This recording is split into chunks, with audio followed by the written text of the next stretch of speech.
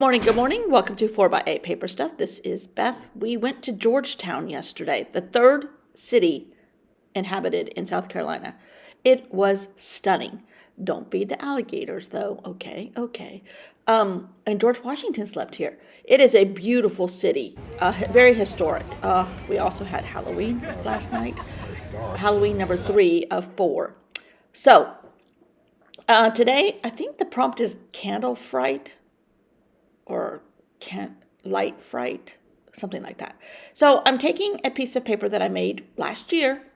This is why you keep a stash, and putting it here. Now there's spilled candlelight wax all over that.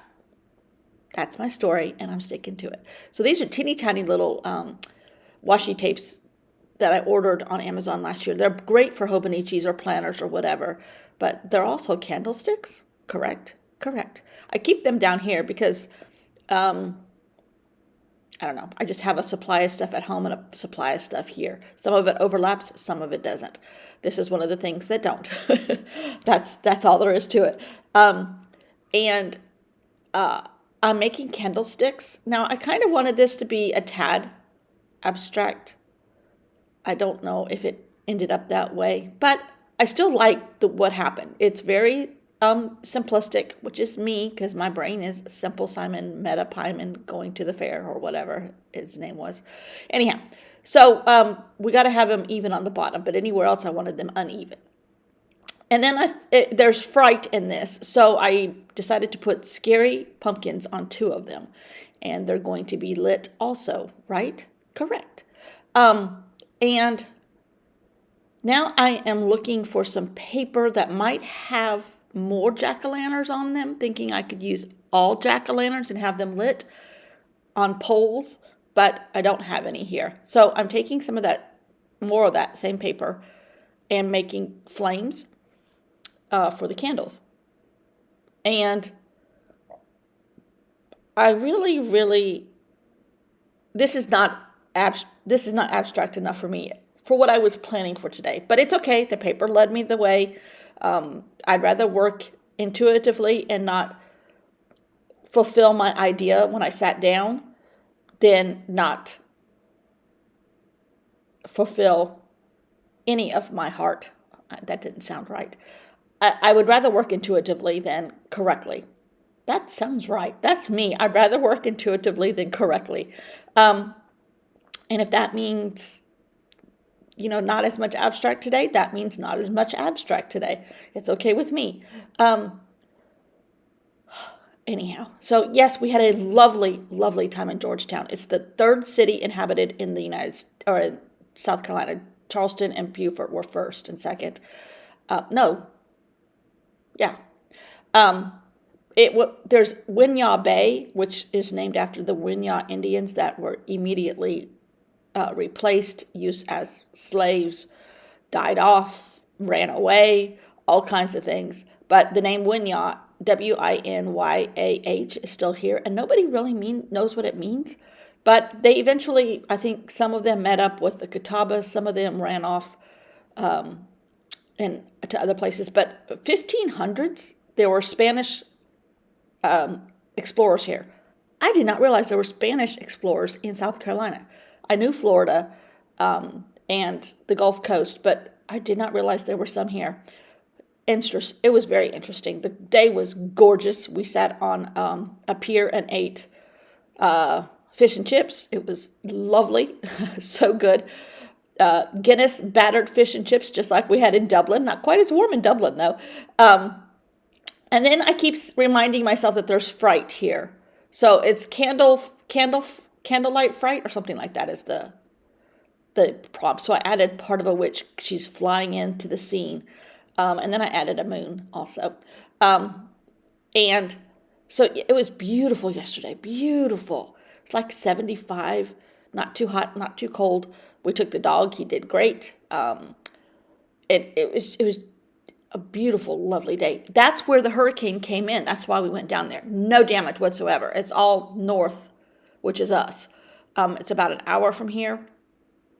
It was gorgeous.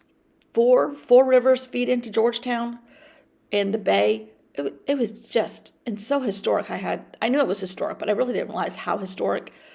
Indigo, rice, lumber, steel.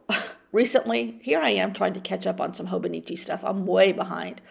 And I'm adding these yellow and blue squares for what's happening in Ukraine. I'm trying to keep track of it. I kept track of COVID this same way. Just dot down a fact that happened today or maybe yesterday. It doesn't have to be exactly the right day, but pretty close. And some of the things that are happening tragically in the Ukraine. And now that winter's setting in, oh my gosh, I can't imagine. I cannot imagine. I'm having a pity party because we can't get our deck going here because they had to, I didn't realize, but they had to change the plans because of the neighbors' complaints, which were not necessary, but were compromising. And so that had to be re-inspected by the county, which of course takes forever because the state is slow notoriously, but they're also slow since COVID because they don't have help. Here I'm keeping track of football scores because that's just me at this time of year. University of South Carolina beat the Texas A&M Aggies. That was unbelievable for us. There was also some research done, research being done in Georgetown with the bay and the water and the estuaries and everything else by University of South Carolina and Coastal Carolina, which is the school here. It was really, really interesting day. So beautiful. I can't get over the weather yesterday. We drove around a little bit, the beautiful old houses, which I did not take any pictures tragically, but they look like the houses on the Battery in Charleston. Just indigo and rice, no matter what was used to start it and plant it and harvest it and all of that. I'm not even going into that, but it was a huge industry here. Huge, huge, huge. Did I say huge yet? It was huge. And with the help of slaves, of course, that couldn't have been possible without that. And there's still a lot of families that are still profiting off that wealth in South Carolina, no matter how it came, tragically. But anyhow, it was, in fact, right before COVID, I was supposed to take an indigo class in Georgetown. And I'm stocking up stuff. I'm going through this folder to see what I can put in my Hobonichi. I keep a couple folders like this to keep the food labels and little things that I pick up along the way for my Hobonichis. But sometimes the stuff goes someplace else. So some of those things went into that accordion folder that I made for Halloween last year. And this is like a stucco hand, but that might go in that journal. If it doesn't, it'll go in that accordion one, which I might finish after Halloween. The back of it, since I found it here. So, yep, we have one more week here. My sister and our granddaughter are coming down this weekend for Halloween, the final week of the real Halloween. But it was crazy last night. Hundreds of children, hundreds of golf carts, hundreds of grandparents, hundreds of people. We did not get any candy, but the dog got some dog biscuits, so that was cool. It was so much fun, so much fun. When I went camping, we didn't have anything like this. Nobody thought of it yet, but it was crazy to see those little kids. And it starts at 4:30, so the little ones can participate, which is great. And that's before the teenagers get in the act and kind of take it to another level. So that was good too. So much fun. Yeah. So I often cut out paintings, stuff that I find on Pinterest that I find interesting, and stick them in here too. So, Candlelight Fright, that's what it's called. I like this. Ooh, ooh, ooh. Thanks for watching. See you all tomorrow. Bye.